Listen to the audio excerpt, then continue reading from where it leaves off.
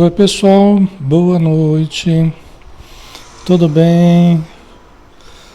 Que Jesus abençoe a todos e a todos envolva na sua paz. Estamos na hora, né? Já 20 horas e 1 minuto. Vamos iniciar, estamos preparados, né? Vamos então todos fecharmos os olhos, vamos relaxar o nosso corpo, tranquilizar o nosso íntimo, as nossas emoções, nossos pensamentos. Vamos acalmar o nosso mundo interior para que o nosso íntimo seja como o espelho de um lago que vai se acalmando. A princípio as águas revoltas, turbilhonadas, mas com o tempo as águas vão se acalmando, vão se tranquilizando e o espelho das águas consegue agora refletir o brilho do céu, o brilho da lua, das estrelas. E nós agradecemos, Senhor Jesus, por podermos, através da nossa mente, buscarmos-te, através da nossa mente, sintonizarmos contigo, absorvemos das energias que vertem do alto, qual chuva benéfica no solo da nossa alma, para que as sementes divinas possam germinar, possam crescer e desenvolver-se e darem frutos. E que esses frutos possam ser doces, saciando a fome de todos aqueles que necessitam. Assim, Senhor, te agradecemos imensamente pela bênção de mais uma noite de estudos que nós temos pela frente. Que possa ser abençoada, possa ser iluminada, possa ser protegida pelos benfeitores espirituais que zelam por nós com tanto carinho, com tanto desvelo. Os nossos parentes queridos, os nossos amigos de outros tempos e também do momento presente. Pedimos em benefício de todos, Senhor, que estão nos acompanhando neste momento, tanto no plano material quanto no plano espiritual. Principalmente aqueles que mais sofrem, que mais se afligem, que mais necessitam, sejam mais abençoados. Que possamos, Senhor, ao final deste estudo, estarmos muito mais fortalecidos, muito mais equilibrados e muito mais serenos. Obrigado, Senhor. Que assim seja.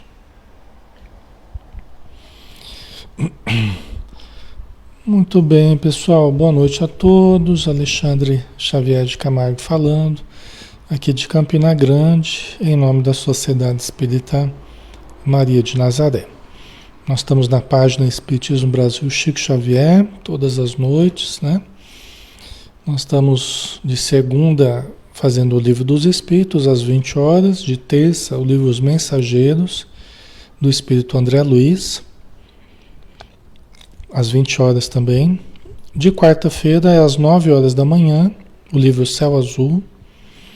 De quinta-feira, o livro Momentos de Saúde e de Consciência, às 20 horas. E de sexta-feira, o livro Missionários da Luz, do Espírito André Luiz. Então hoje vamos dar sequência ao estudo de O Livro dos Espíritos, de Allan Kardec. 1019 questões que Allan Kardec propôs e que os Espíritos responderam, né? E que temos a grata satisfação de estudarmos e aproveitarmos do que os Espíritos nos trazem. Certo? Tão atual, né? Livro dos Espíritos, que foi lançado em Paris, França, né? 1857, 18 de abril de 1857. Tá? E está atualíssimo ainda, né? Então estamos na parte terceira das leis morais, capítulo 1, da lei divina ou natural. e dentro deste capítulo o item é o bem e o mal. E nós estamos na pergunta hoje 639. Tá? É um estudo interativo e todos podem participar, interagindo aí na área de texto, né? E nós vamos conversando aí, tá? Então, primeira pergunta para nossa reflexão hoje. Não sucede, Allan Kardec, né, questionando. Não sucede frequentemente resultar o mal que o homem pratica da posição em que os outros homens o colocam? Quais, nesse caso, os culpados? Não sucede frequentemente resultar o mal que o homem pratica da posição em que os outros homens o colocam. Quais, nesse caso, os culpados? Vamos pensar numa situação em que uma criança seja colocada, introduzida no crime, por exemplo.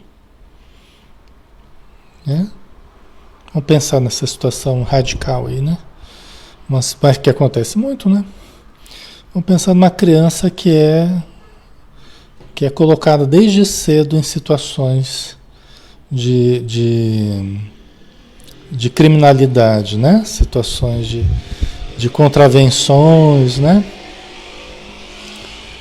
Então, ele vem a praticar o mal, vai se acostumando com essa prática, vai tendo até como certo, porque foi aprendendo assim, foi dito que fizesse assim, cresceu nesse meio, vamos pensar, né? Então, quais nesse caso os culpados? Quem que é o culpado aí no caso? Né? É a criança que se tornou jovem, que pratica o mal, né? Ou aqueles que o introduziram nessa situação, não é? O que vocês acham? A Vilani colocou, né? Acredito que quem o induziu tem a maior responsabilidade, né? O que vocês acham? Quais nesse caso os culpados? Não é? É uma situação difícil, né? Vamos ver a resposta aqui.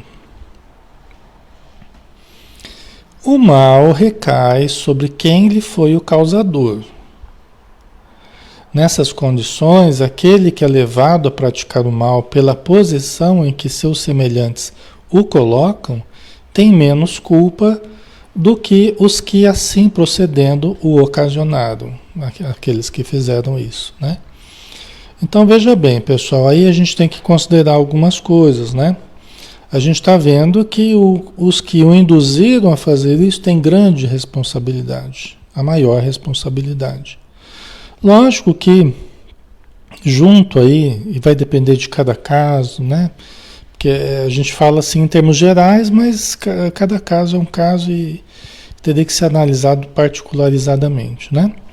Mas vamos pensar que a criança que vai crescendo, que vai adquirindo mais consciência, que vai adquirindo mais entendimento, que vai comparando situações, vai percebendo, então ela começa a ter mais responsabilidade. Como a gente já viu, a nossa responsabilidade, ela depende do nível de consciência que a gente tenha, do nível de entendimento. A princípio, quanto menor é a pessoa, maior é a responsabilidade da família, né? Quanto menor é a criança, maior é a responsabilidade da família. Porque a criança está mais em função, aquele indivíduo está mais em função da vontade do adulto, né, das ordens do adulto e tudo mais. À medida que vai crescendo, adquirindo maior compreensão, adquirindo maior entendimento, adquirindo maior livre-arbítrio, né, pela sua condição geral, então ela passa a ser mais responsável se pratica o mal. É proporcional aí, tá? Certo, pessoal? Então, na medida que a gente vai entendendo, a gente começa a perceber, peraí, o pessoal tem me induzido a fazer assim, mas hoje eu vejo que não é exatamente assim. Não tem só esse caminho, tem outros caminhos também. Então aí começa a haver uma responsabilidade maior se eu preferir continuar nesse caminho, tá? E aí tem a questão do passado, né? O porquê que eu vim nascer naquele meio, porquê que eu me sintonizei com aquelas pessoas, aí tem toda uma questão do passado que há que se analisar também, né? Certo. Ok. O Alberto Antônio Zani colocou, é 7 ou 14 que a criança começa a desenvolver espiritualmente? Não, Alberto, o que acontece é o seguinte, a gente tem momentos, né? A gente tem grandes momentos no nosso desenvolvimento, a gente tem etapas, né, da reencarnação, tá? Então a gente reencarna, os primeiros 7 anos são muito importantes, e depois os próximos anos, até a puberdade, vai depender, né, de pessoa para pessoa, né, vai depender da maturidade orgânica, né, do desenvolvimento de cada um. Então, os espíritos dizem que a encarnação ela vai se concluir mesmo na adolescência. Tá? Então vamos pegar os primeiros 7 anos, uma grande etapa. Aí a gente tem mais, vamos pensar mais uns 7 anos. Mas não é só 7 anos, né? Então nós temos um outro grande momento na adolescência, né? Então já na puberdade, quando começa a surgir a sexualidade, a pineal ela muda de função, ela deixa de ser a veladora da sexualidade, né? Contendo ali a sexualidade, e ela começa a fazer quando começa a surgir a sexualidade, ela começa a fazer a leitura das experiências anteriores. Tá? É como se fosse uma agulhinha fazendo a leitura do LP ali, da vitrola, né? Ela começa a fazer a leitura das encarnações passadas, isso inconscientemente, né? Então aí a gente tem os próximos anos aí, o surgimento da adolescência, a gente tem um desabrochar de tendências, né? Que é muito importante, né? Que são as águas do passado encontrando com as águas do presente, tá? Então, aí... E muitas vezes nesse momento a mediunidade também pode surgir um certo aumento, né? Pela questão hormonal, o sistema nervoso está mudando, né? E compromissos do passado também, muitas vezes a sensibilidade da pessoa começa a aumentar, tá? Então aqui a gente leu a primeira parte, né? O mal recai sobre quem lhe foi o causador. Então não é que aquela criança, aquele jovem que pratica o mal está totalmente isento né? A gente já viu que nós já fizemos muito mal nas outras encarnações lá, até na época primitiva lá, que não é que estava certo. A gente era errado, mas a gente não tinha consciência, né? Mas o mal continua sendo mal, né? Mesmo que a gente não tenha consciência dele. Só que a responsabilidade é menor até que a gente desperte para essa responsabilidade, né? Então o mal recai sobre quem lhe foi o causador. Nessas condições, aquele que é levado a praticar o mal pela posição em que seus semelhantes o colocam tem menos culpa do que os que assim procedendo ocasionado, né? Como a gente analisou. Aí continua a resposta. Porque cada um será punido não só pelo mal que haja feito, mas também pelo mal a que tenha dado lugar. Não é? Nós seremos punidos, nós teremos o resultado, né, da lei divina de ação e reação, então a gente acaba tendo o retorno, né, do mal que a gente faz e do mal que a gente deu ocasião. Não foi a gente que fez exatamente, mas você deu ocasião, né? Você proporcionou que alguém fizesse o mal. Você deu oportunidade para a pessoa fazer o mal. Então aí a gente também é responsabilizado. Além do que, vale a pena a gente lembrar também que a gente acaba sendo responsabilizado pelo bem que a gente deixou de fazer também. Né? Não é só pelo mal que a gente fez, é pelo bem que a gente deixou de fazer. Podia ter feito melhor, podia ter feito, né, algo diferente e a gente, né, deixou de fazer e ainda praticou o mal, né? Tá? A Giovana, indiferente da idade. Então, é como a gente disse aqui, a responsabilidade ela vai ser de acordo com a consciência que se tem, né? Mas o mal continua sempre sendo um mal, mesmo que eu não tenha consciência disso, tá? Eu apenas não sofro a princípio por isso, tá? Mas eu vou colher os resultados daquilo que eu fizer, entendeu? Então só que eu vou colher com o tempo, né? Conforme o meu despertar, conforme o meu entendimento, eu mesmo vou querendo ressarcir os males que eu tenha praticado com o despertar do meu entendimento, tá? Certo? Ok, sejam bem-vindos, pessoal. Estamos aqui com 301 pessoas, tá? Nosso abraço a cada um de vocês. E estamos estudando o Livro dos Espíritos, tá? De Allan Kardec. Então vamos lá, né? Pergunta 640, que Allan Kardec fez aos Espíritos, né? Aquele que não pratica o mal, mas que se aproveita do mal praticado por outrem, é tão culpado quanto este? Aquele que não pratica o mal, mas que se aproveita do mal praticado por outrem, é tão culpado quanto este? Né? Não foi você que fez o mal, mas você se aproveita do mal praticado por alguém. Vamos pensar que uma pessoa se tornou muito rica através de negócios muito questionáveis, né? Eticamente, e prejudicou muitas pessoas, explorou muitas pessoas de uma forma realmente abusiva, né? De uma forma muito ruim mesmo, né? Então vamos pensar que essa pessoa ela não fez o mal, né? Mas ela se aproveitou dos bens daquele que praticou o mal, ou que ele roubou alguém, né? Espoliou pessoas, levou vantagens indevidas, né?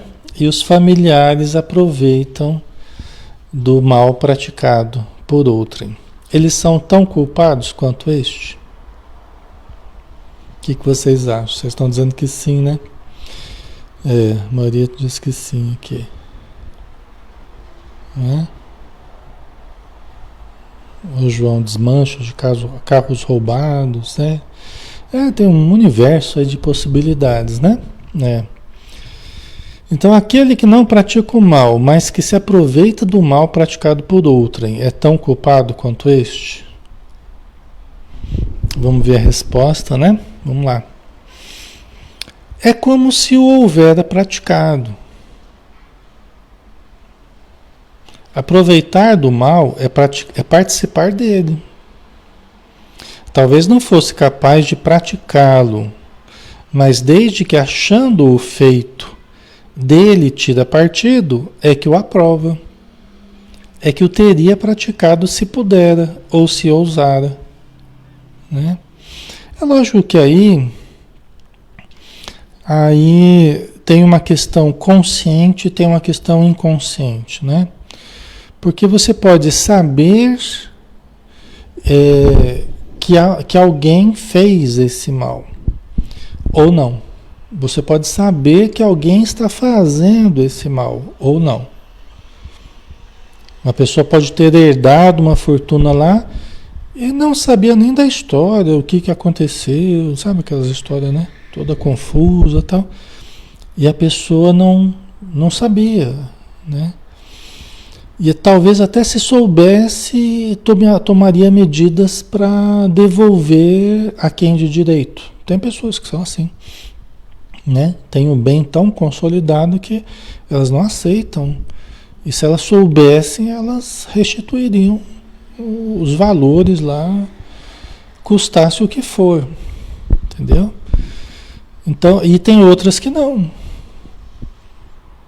Simplesmente levaria a vida, tocaria, e até sabendo que está sendo praticado, que continua o erro sendo praticado, a pessoa faz vista grossa, né? Então ela compactua conscientemente, entendeu? Ela compactua conscientemente da coisa, tá? Então aí é mais responsabilizado, né? Aí tem uma responsabilidade, porque ela apenas usa quem está tendo a audácia, quem está tendo a iniciativa de praticar os ilícitos, né? Ela está usando para aproveitar, porque ela não teve a coragem de fazer, mas está usufruindo, entendeu? Então aí a pessoa é responsabilizada. Lógico que cada um dentro da sua alçada, cada um dentro da sua consciência, né? Aí é uma relação de cada um consigo mesmo e com a lei divina, né? Então, só Deus e a espiritualidade que pode avaliar, né? Isso tudo com precisão, né? Tá? O mais importante sempre, pessoal, é a nossa intenção, né? O mais importante é a nossa intenção. Qual é a nossa intenção? O que está por detrás, nossa intenção profunda, né? Então é isso que vai muito, tá? Então vamos lá, né? Pergunta 641, tá? Vamos lá. Será tão repreensível quanto fazer o mal o desejá-lo? Será tão repreensível quanto fazer o mal o desejá-lo? Né? O fato da gente desejar o mal, né? É tão repreensível quanto fazer o mal? Sim ou não? Não é? Porque a gente pode desejar e não fazer na prática, né? Na ação. A gente pode desejar, mas não tomar atitudes práticas no sentido de qualquer mal e qualquer atitude negativa, né? Será tão repreensível quanto fazer o mal o desejá-lo? Tá? O que vocês acham? É tão repreensível quanto? Né? Aí da semente, o desejo e a realização, há muita diferença. Certo, a maioria está achando que sim, né? Tá. Vamos ver aqui então o que os espíritos disseram, né? Será tão repreensível quanto fazer o mal ou desejá-lo? Conforme a virtude em resistir-se voluntariamente ao mal que se deseja praticar, sobretudo quando há possibilidade de satisfazer-se a esse desejo. Se apenas não o pratica por falta de ocasião, é culpado quem o deseja. Né? Então vamos lá, né? Vamos por partes. Então, tem virtude em a gente resistir ao desejo de praticar o mal? Tem. É ruim a gente desejar o mal? É. Né? As atitudes irregulares, né? Tudo que for negativo, tudo que for um mal, é ruim? É. A gente desejar? É. Nós temos que ir corrigindo isso em nós? Temos. Né? Tem a pessoa que deseja praticar o mal e a ele se entrega. Tem a pessoa que deseja praticar o mal e luta contra esse desejo. E tem a pessoa que nem tem mais o desejo de praticar o mal. Basicamente a gente tem essas três posições aí, né? Então, pessoa que sente desejos com relação a coisas ruins e as pratica, a pessoa se Se comprar, sente prazer nisso, nesse tipo de vida, nesse tipo de atitude. Se comprar, tem todo o trabalho por realizar ainda. Porque se comprar ainda, entendeu? Não faz nem esforço para mudar. Então, todo esforço que a gente fizer para mudar a nossa intenção perante a vida, mudar os nossos desejos. Gente, nós podemos desejar qualquer coisa, podemos, dentro de nós, né? Nós trazemos um passado aí, tá? A questão é a gente perceber o que hoje é conveniente ou não, o que hoje é lícito para nós ou não, o que é correto ou não, o que ajuda ou o que não ajuda. Né? Eu estou dizendo assim, nós podemos ser acometidos por qualquer tipo de desejo. Porque somos seres humanos e trazemos um passado primitivo ainda. Mas a questão é assim, como que eu encaminho isso? Eu simplesmente me comprazo com isso e fico cultivando? Até que coloque em prática isso? Ou eu vou trabalhando, vou me conhecendo, vou mudando meu interior, vou buscando uma vontade nova de mudança, de melhoria, né? Vou canalizando essa força do desejo para algo positivo. Tá? Então, tem grande esforço, tem um grande mérito a pessoa que há virtude em resistir-se voluntariamente ao mal que se deseja praticar. Sobretudo quando há a possibilidade de satisfazer-se esse desejo. Porque às vezes não surge ensejo, né? Mas às vezes surge a oportunidade. E se ficar desejando e pensando, acaba surgindo a oportunidade, uma hora ou outra aí. Entendeu?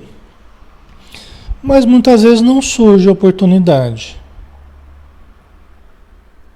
E às vezes a pessoa só não praticou porque não surgiu a oportunidade.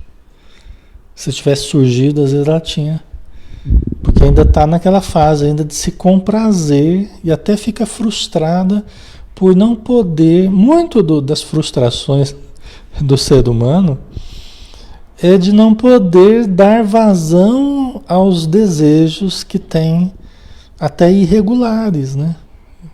Não nos enganemos, muitas das frustrações dos seres humanos têm a ver com desejos negativos que não conseguiu realizar. Entendeu? Isso produz sofrimento. Né? Lógico que ninguém fica falando isso assim, né? Abertamente, né? Mas no fundo, muitas das frustrações, até a Joana de Anjos fala sobre isso, né? É advinda do desejo de praticar coisas ruins ou coisas negativas e irregulares que não conseguiu, né? Aí a pessoa se sente frustrada, né? Então, então é muito importante o trabalho interior de regularizar, né? De sublimar nosso íntimo, nossa vontade, né? De usar a força propulsora do desejo para coisas boas, né? A energia do querer para coisas boas, né? Coisas que sejam úteis, saudáveis para nós hoje, que nos tragam paz de consciência, né? Tá? Então, se apenas não o pratica por falta de ocasião, é culpado quem o deseja. Quer dizer, a pessoa continua, no íntimo ela mantém aquele desejo, ela só não fez porque não surgiu o ensejo. Mas no íntimo ela continua querendo, né? Então, infelizmente, às vezes a gente traz reflexos hoje problemáticos, né? De desejos do passado, de ações praticadas no passado, mas que às vezes hoje nós ainda não mudamos aquilo em nós. Ou seja, a gente já está colhendo os resultados negativos de ações praticadas no passado por desejos ruins que a gente teve e colocou em ação, e hoje ainda continua desejando. Entendeu? Aí está passando dificuldades, passando apuros, mas ainda não mudou interiormente. Por isso que a gente fala, né? Os espíritos falam a importância da reforma moral, É isso. Essa que é a reforma moral. Não é moralismo, né? Puritanismo. É nós entendermos o que nos ajuda e o que nos atrapalha em termos evolutivos. Que tipo de atitudes e pensamentos e sentimentos nos elevam e que tipo de pensamentos, sentimentos e desejos e atitudes nos rebaixam, prejudicam as nossas relações, prejudicam a nossa saúde, prejudicam a nossa paz de consciência. Entendeu? Então é isso que é reforma moral que o Espiritismo fala. Só vai se endividando, né, Adair? Exatamente. Quer dizer, tudo que vai trazendo dívidas para a gente, comprometimentos morais. Né? Então, por detrás dos nossos desajustes do presente, pessoal, tem problemas morais do passado. E muitas vezes do presente ainda, como eu estava falando. Né? Que a gente ainda não mudou. Né? Por isso que Jesus falava, né? Ele ajudava a pessoa, porque ela estava vivendo reflexos já do seu problema moral praticado. Então ela estava vivendo problemas no corpo, doenças, obsessões, desajustes vários. Então Jesus dava uma força.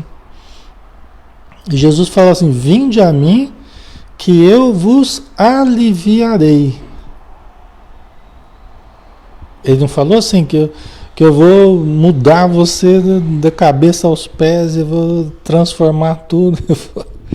Jesus falou assim: vinde a mim que eu vos aliviarei. Alívio. Alívio, a gente esquece disso. Vinde a mim que eu vos aliviarei. Alívio.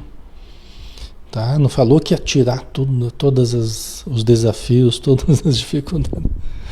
Né? A gente se engana bastante nesse sentido, né? Porque ele falava assim, ó, agora quando ele ajudava, aliviava, né? Retirava certos espíritos que estavam ali perto, aliviava um pouco ali o sofrimento, né? Físico, moral, tal. Aí ele falava, agora vai e não tornes a pecar, que era o motivo da pessoa estar ali vivendo aquela situação difícil. Né? Não tornes a pecar, para que não vos aconteça coisa pior. Porque a coisa pode piorar mais ainda. Se você não tomar cuidado, eu aliviei, eu ajudei você de fora para dentro, mas tem um trabalho seu de dentro para fora, que é só você que vai poder fazer. Se você me ouvir, se você prestar atenção no que eu digo, se você olhar os exemplos que eu estou dando, se você cultivar o reino dos céus dentro de você, se você for fazendo esse trabalho da fé, de um grão de mostarda, tal, você vai remover essas montanhas. Né? Você vai mudar a sua vida, você vai melhorar. Mas é você que vai ter que fazer isso. Eu aliviei você, né? Mas é você que vai ter que fazer esse trabalho aí ao longo dos séculos, né, pessoal? Não é o trabalho de um estalar de dedos. E Jesus sabia disso, que é um trabalho de séculos, de milênios. Há quantos milênios nós estamos batendo cabeça aí? Até a gente chegar no ponto de gostar de estar num estudo como esse que a gente está aqui, espírita.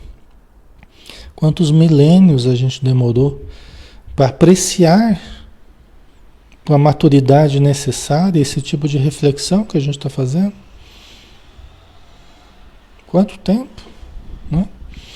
Então, é resultado de muito sofrimento que nós já passamos, muitas frustrações, muitas desilusões, né?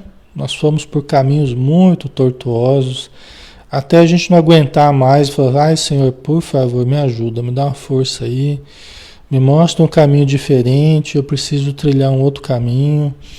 E Jesus, com a sua misericórdia, percebendo que nós estamos já hoje com uma outra visão da vida, com outro desejo, né? A gente não quer mais as paixões desequilibradas, a gente não quer mais as ilusões, a gente quer a verdade cristalina, mesmo que progressiva, a gente quer a paz de consciência, a gente quer viver a vida reta, a vida digna, a vida do trabalho, a vida do esforço, não é?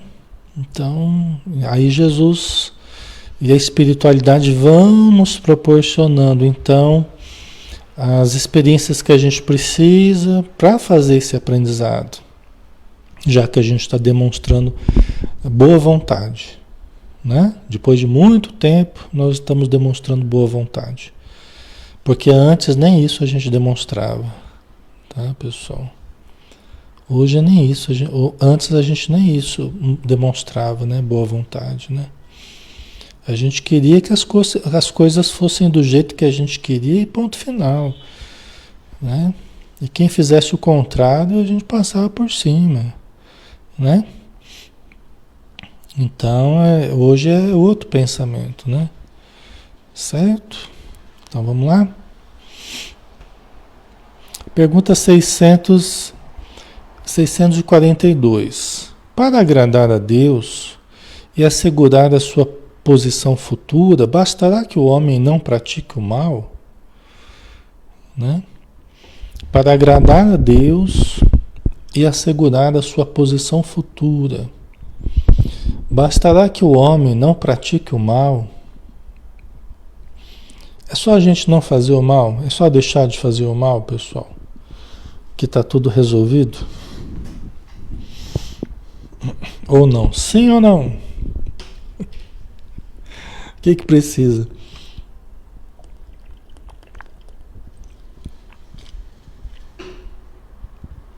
O que precisa? Para agradar a Deus e assegurar a sua posição futura, bastará que o homem não pratique o mal. E se agradar a Deus, entendamos assim, né? Para vivermos em harmonia com a lei divina. Isso significa vivemos em harmonia conosco mesmo, com paz de consciência, com a presença de Deus, da lei divina dentro de nós, dentro e fora de nós. Isso é o agradar a Deus. Estarmos vivendo conforme a lei divina, em harmonia, não brigando com a lei divina, não brigando com Deus, né? Não contraventores da lei divina, né? Assaltadores da lei divina, né? Mas harmonizados, quer dizer, para nós nos harmonizarmos e assegurarmos uma condição melhor futura, bastará que o homem não pratique o mal? É só a gente então não fazer, ó, não faz isso, não faz aquilo, não faz aquele outro, né?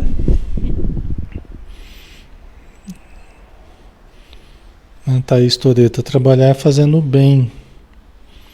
A Tânia colocou, precisamos fazer o bem também, né?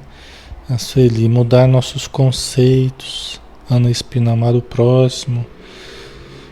A Rose Vale, pensar no bem, né? A Sueli Capovilla, sendo responsáveis, né? Vamos lá? Vamos ver a resposta aqui. Não basta só deixar de fazer o mal. Cumpre-lhe fazer o bem no limite de suas forças. Porquanto responderá por todo o mal que haja resultado de não haver praticado o bem.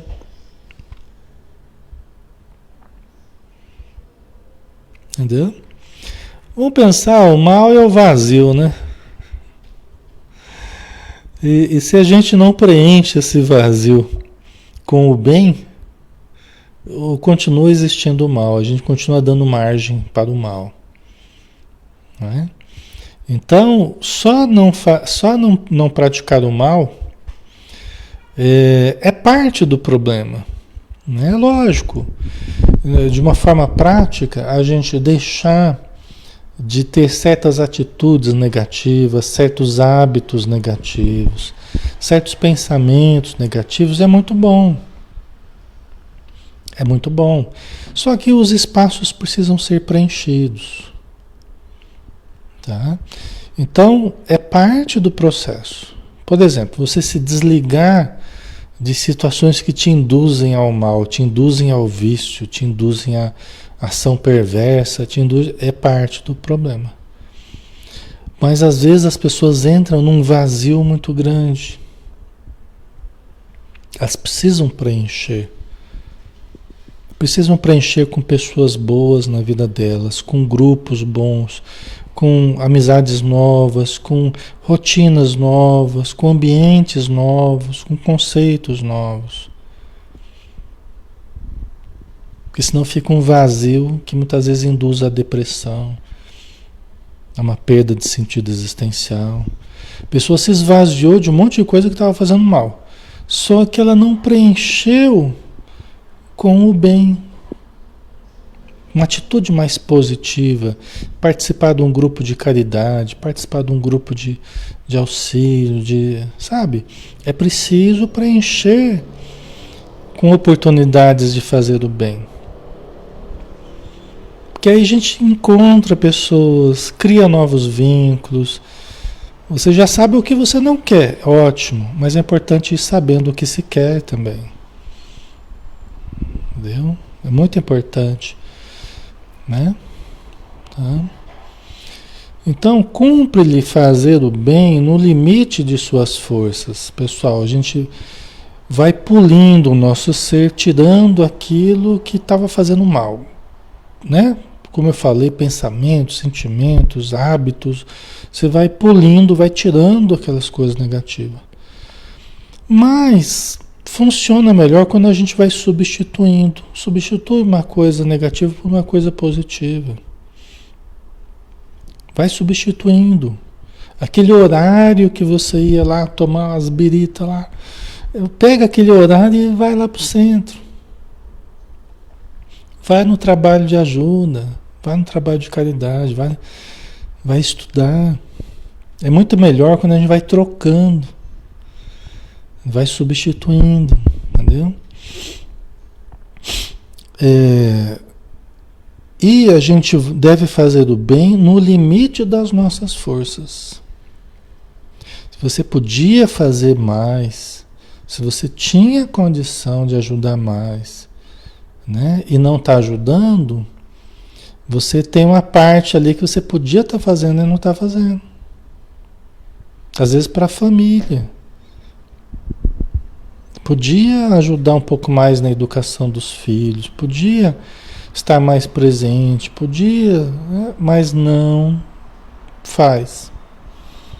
Não está fazendo, não está preenchendo um vazio ali. E a manutenção desse vazio vai dando margem à inserção de coisas negativas. Certo? Então a educação é um campo muito importante aqui, nesse assunto, né? Principalmente portas adentro do lar, porque os espaços que não forem preenchidos com coisas boas serão preenchidos com coisas negativas. Entendeu? E a omissão, por exemplo, dos pais, a omissão, a falta de vontade de educar, a falta de vontade de aprimorar os filhos, de ajudar, né, na melhoria dos filhos e tal, isso faz com que as dificuldades dos filhos comecem a aumentar pela não presença atuante dos pais. Entendeu? Então você vê que não é só não fazer o mal. Tem uma coisa de fazer o bem que precisa ser feita. Entendeu? Precisa ter uma ação positiva ali que precisa existir. Um exemplo que precisa existir. Uma palavra que precisa existir. Entendeu? Senão você deixa um espaço ali para outras coisas preencherem. Certo? Então, vamos para a próxima? Temos tempo ainda, né? Temos 15 minutos ainda. Vamos lá. Pergunta 643. Haverá quem, pela sua posição, não tenha a possibilidade de fazer o bem? Tem alguém que não tem a possibilidade de fazer o bem pela sua posição? Haverá quem, pela sua posição, não tenha a possibilidade de fazer o bem? Existe? Existe isso? Ou não? há alguém que pela sua posição não tem a possibilidade de fazer o bem? Vamos ver aqui a resposta. Não há quem não possa fazer o bem. Somente o egoísta nunca encontra ensejo de praticar. Basta que se esteja em relações com os outros homens para que se tenha ocasião de fazer o bem. E não há dia da existência que não o ofereça. A quem não se ache cego pelo egoísmo, oportunidade de praticá-lo. Né? Então, né, se nós temos o mínimo de condição de relação, de consciência, de convivência, de interação, nós temos sempre possibilidades de fazer o bem. Não há quem não possa fazer o bem. Só estão impossibilitados, de certo modo, aqueles que estão impossibilitados mentalmente, fisicamente, tá? E aqui no caso é mais a junção do físico com o mental mesmo, tá? No caso de uma limitação mental, porque a pessoa pode estar limitada fisicamente, mas ela mentalmente ela está atuante, né? A palavra, o pensamento, até se não tiver a palavra, o pensamento está atuante. Então pode estar impossibilitada de movimento, mas o pensamento pode estar orando pelas pessoas, pode estar mandando boas vibrações, elevando o pensamento. Né? Agora, nos casos da dificuldade mental, nos casos mais graves, né? Os espíritos falam que é como se fosse um certo intervalo, né? Em que a pessoa está meio paralisada, a evolução ali ela está meio paralisada. Né? Ela está meio um certo intervalo ali, estagnado, né? Mas que já é um avanço devido às experiências passadas, que para chegar nesse ponto elas foram muito conturbadas, né? Então aí a pessoa fica contida, o que já não fazer o mal já é o melhor nessa situação, né? Já não praticar, não ter ensejo de praticar o mais mal, já está bom demais. Então, é esse caso. A pessoa fica ali contida alguns anos, né? Para ter um intervalo ali, para depois começar um caminho de reerguimento, né? Diferente, ver se toma um outro rumo, tá?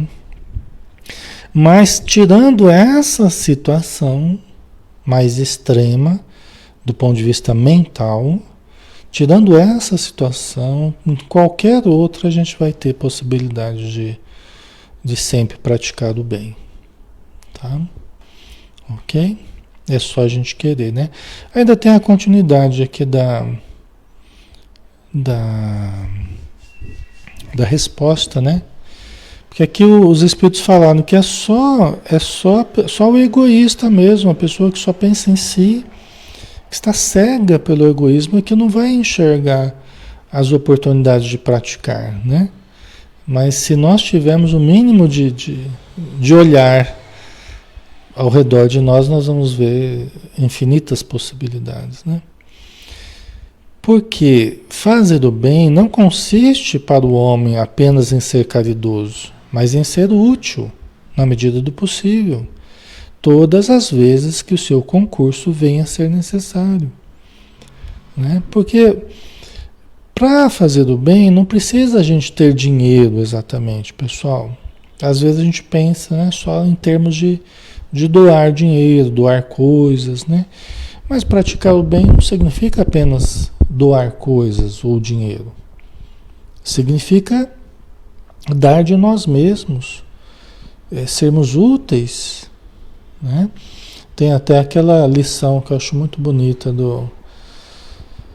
que Jesus estava com os discípulos no gasofilácio, né? Que é um local no templo de Salomão, onde eles colocavam as oferendas, né? E teve aquela historinha lá do óbolo da viúva, né? Que os discípulos estavam ali com Jesus olhando Eles estavam ali apreciando, observando. Jesus pediu que eles observassem e tal. Eles estavam conversando. E os discípulos estavam todos animados, né? Porque eles viam alguém chegar lá e depositar lá a posse de tantos camelos lá no doando para o templo, né? Aí eles voltavam para falar para Jesus: olha, o fulano doou não sei quanto lá para o templo. Aí Jesus falou assim: a pessoa está sendo sábia porque os excessos podem causar mal. Então, para cada situação que eles iam trazendo, Jesus ia tendo uma palavra demonstrando que aquele desprendimento, ele tinha o seu valor e tal. Para a própria pessoa seria muito bom, né? E aí, até que chegou aquela velhinha, né? Aquela viúva, né? Que tirou uma moedinha lá e colocou. E quando a viúva foi colocar, né? A velhinha foi colocar lá a moedinha, Jesus chamou os discípulos para verem mais de perto lá. E aí Jesus falou: olha, essa mulher doou mais do que todos. Porque ela doou daquilo que faltava para ela. Os outros estavam doando daquilo que era o supérfluo para eles, né? Não ia fazer falta para eles, mas ela estava dando do que ela precisava. Então ela doou mais do que os outros.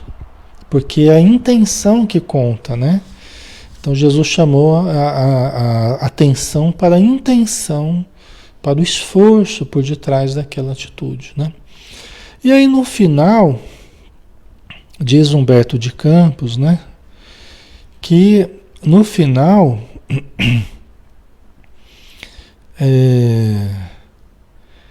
todo mundo já estava saindo do templo, né? Da cerimônia lá, as doações, não sei o quê. E tinha uma senhora já de idade que estava ali limpando, recolhendo as flores, recolhendo o incenso, limpando o chão, estava ali esfregando e varrendo e tal. E Jesus estava conversando com os discípulos ainda, né? E Pedro perguntou para o Senhor: então quer dizer que aquela mulher lá da moedinha foi a que doou mais? Aí Jesus falou assim: olha, ela doou muito, mas não foi ela que doou mais. Aí o Pedro falou: mas como assim, né? Não foi ela que tinha doado mais do que todo mundo, tal? Aí Jesus falou assim: olha, na verdade, quem doou mais é essa senhora que está aqui. Vergada o peso da idade, está aqui dando do próprio suor para o templo. Né? Ela está dando de si mesma, ela não está dando de algo, ela está dando do seu trabalho, do seu tempo, do seu esforço em benefício do templo. É a que mais doou. Entendeu? Então olha que interessante, né? Essa avaliação de Jesus, né? Entendeu? Quando a gente faz isso, às vezes a gente não tem bens ou não tem recursos, mas a gente tem a gente mesmo. E quando a gente doa o nosso tempo, o nosso esforço, né, a gente prioriza fazer o bem, estar presente, ajudando os trabalhos de amparo, nós estamos doando o bem mais precioso, que é nós mesmos. Né? Certo? Deixa eu ver aqui.